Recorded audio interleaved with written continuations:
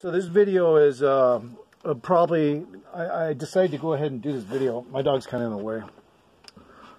Just based on, let me sit here. Let me see if I can sit here. Okay. Somebody had told me my style is dangerous and it's Downhill254. And I think the style that sliders have is dangerous. Okay. I'm kind of a child-taught stuntman by trade, more or less just a show off. So I knew how to do things when I was young. I got chronic back problems, 2 fake knees. But just to let people know, I'm only a year, about almost 2 years into it now.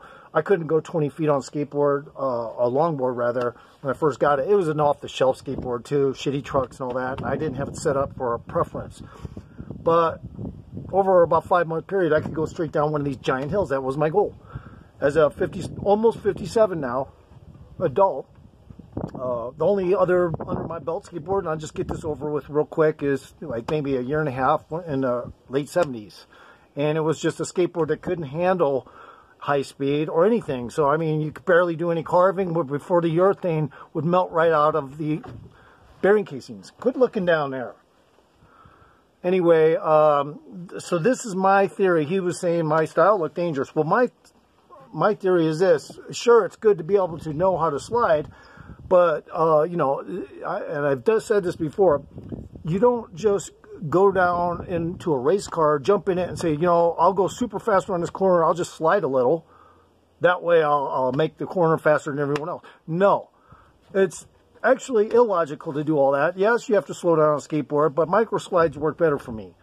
Micro sliding is something I do. It's a contoured micro slide. If it was just a push slide, it wouldn't even look the same.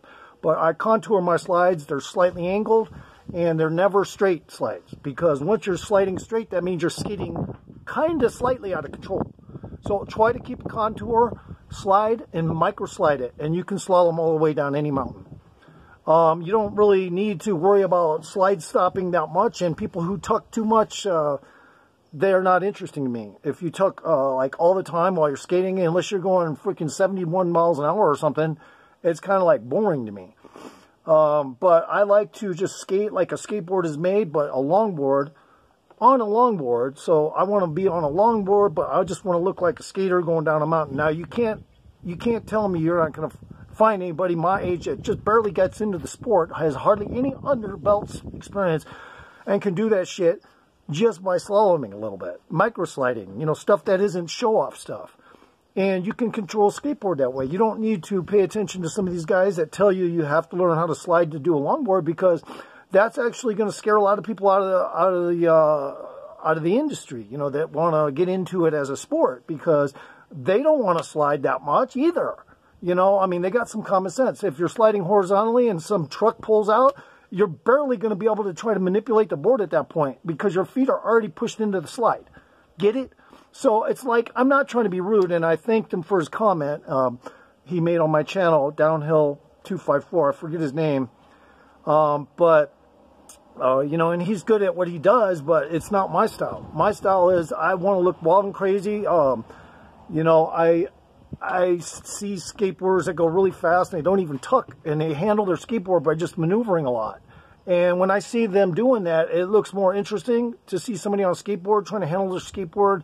And when you see micro sliding, which is back and forth sliding that you can barely see, it looks like a jet fighter trying to maneuver and get his target. So that's the reason why I do it the way I do. It's not dangerous. And like I say, stuntman by trade, it's where you fall, how you land. Can you direct yourself around something? That is the problem. You're not always going to pull a slide and manage to get out of the way of a telephone pole, okay? You have to be able to contour or slide to manipulate the skateboard so that you can somehow slide away from it, but not into it.